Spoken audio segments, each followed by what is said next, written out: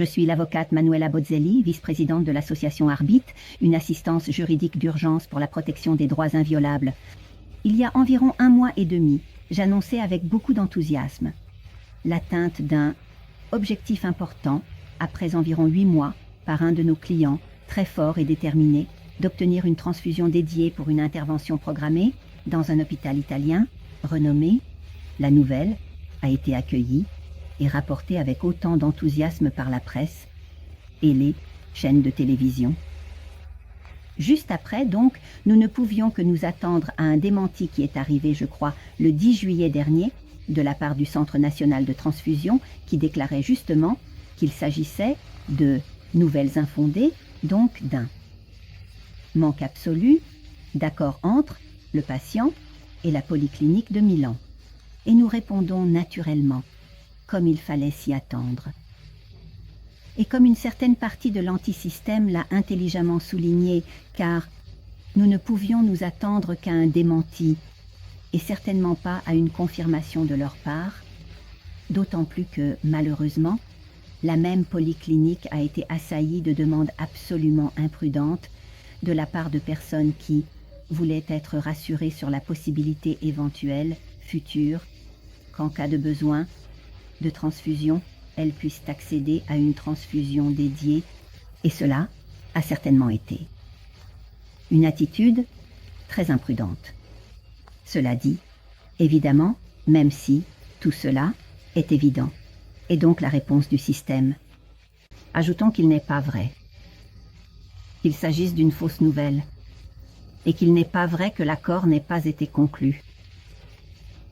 Je suis fière de représenter une association qui n'a pas besoin de sensationnalisme pour briller parce que nous, comme tant d'autres, sommes sur le terrain depuis 3 ans et demi et nous luttons pour la protection des droits inviolables, mais par amour de la vérité et de la justice. Cela dit, notre client a conclu cet accord et cela est démontré par le fait que, juste à la veille de l'intervention, nous avons envoyé un courrier électronique certifié à la polyclinique dans lequel, en plus d'une série de recommandations, nous avons de nouveau fourni le récapitulatif de l'indication des 10 personnes identifiées comme donneurs par notre client, donc leurs noms et prénoms, et à côté des docteurs, nous avons également ajouté le code unique figurant sur l'étiquette d'identification de la poche de sang, je le répète, de manière absolument unique. Ainsi, chaque étiquette correspond à un code unique qui identifie cette poche, et seulement cette poche. Voici la preuve absolument donnée, car nous n'aurions pas pu connaître ces données autrement s'il ne s'agissait pas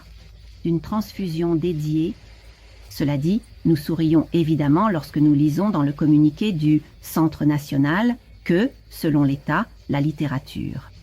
accréditée ne laisse pas émerger de signalements évidents, susceptibles de remettre en question la qualité de certains types de sang par rapport à d'autres. Et, malheureusement, c'est aussi notre bataille. Malheureusement, aucune anamnèse vaccinale des donneurs n'est faite, c'est-à-dire que nous ne savons pas pourquoi ceux qui collectent leur sang, donc. Toutes les structures chargées de cela ne demandent pas s'il s'agit de donneurs vaccinés, de donneurs non vaccinés, si ce sont des donneurs vaccinés, avec combien de doses et avec quel lot. Donc, en l'absence de ces données, en l'absence de tout groupe de contrôle, pourriez-vous nous expliquer, courtoisement et scientifiquement, quelles preuves scientifiques peuvent être obtenues? Cela dit, cela nous fait sourire d'autant plus lorsque l'on utilise l'expression « discrimination » entre le sang des donneurs qui ont fait certains choix vaccinaux et le sang d'autres, donneurs qui ont fait des choix opposés. La véritable discrimination contre laquelle mon association se bat est celle qui vise à rendre absolument possible l'autodétermination en matière de santé. C'est la véritable bataille de valeurs et de principes que, comme nous, de nombreux professionnels et de nombreuses associations, auxquelles nous lançons un appel pressant à l'union, afin de tenter de rassembler les forces et de lutter ensemble pour obtenir toujours de meilleurs résultats. Pour le bien collectif, pour le bien de tous, car telle est notre mission.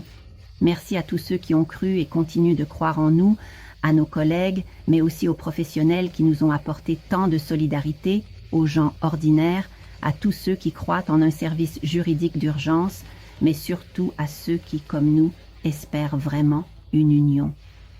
forte entre ceux qui luttent pour la protection des droits inviolables.